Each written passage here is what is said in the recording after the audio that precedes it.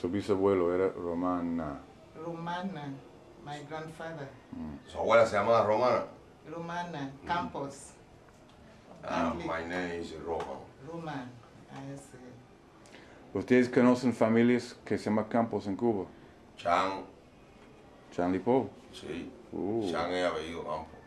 Eso. Su papá eso es Juan Campo, se llama Chan. A lo mejor tienen que ver con más campos. Tienen que haber un montón de campos. Perito también es apellido Campo también. Martínez. Sí. Sí, hay mucha gente con ese You know apellido. them?